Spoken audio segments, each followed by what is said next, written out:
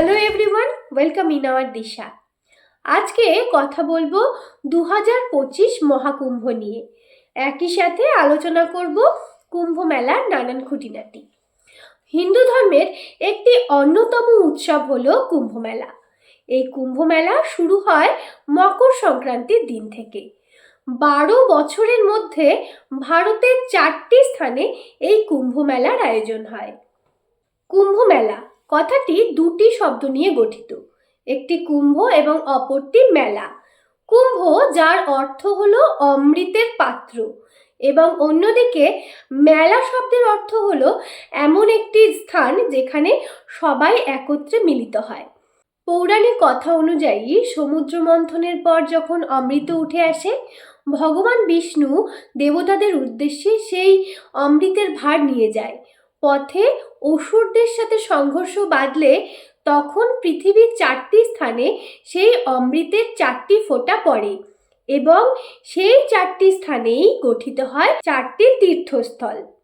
সেই 4টি স্থান হলো হরিদ্বারের গঙ্গা নদী, উজ্জয়িনীর শিপ্রা নদী, নাসিকের গোদাবরী ও প্রয়াগরাজের গঙ্গা, যমুনা ও কিংবদন্তি সরস্বতী নদীর সঙ্গমস্থলে। প্রাচীন পরম্পরা এবং সংস্কৃতিকে সংরক্ষণের জন্য 2017 সালে ইউনেস্কো দ্বারা এই কুম্ভ মেলাকে মান্যতা দেওয়া হয়। কুম্ভ মেলা 4 প্রকারের হয়ে থাকে: কুম্ভ মেলা, অর্ধকুম্ভ মেলা, মহাকুম্ভ ও মাঘ কুম্ভ।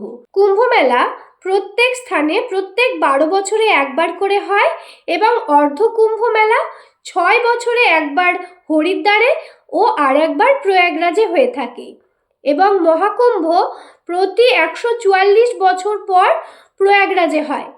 2025 সালে তাই এই বছর মহাকুম্ভ অনুষ্ঠিত হচ্ছে।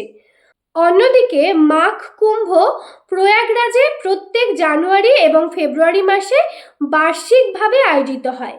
144 বছর পর 2025 সালের উত্তরপ্রদেশের প্রয়াগরাজে ত্রিবেণী সঙ্গ অর্থাৎ গঙ্গা, যমুনা এবং সরস্বতীর সঙ্গমস্থলে হচ্ছে মহাকুম্ভের মেলা। এই মেলা শুরু হয়েছে 13 জানুয়ারি থেকে এবং চলবে 26 ফেব্রুয়ারি 2025 পর্যন্ত। 44 দিন ধরে চলবে এই মেলা।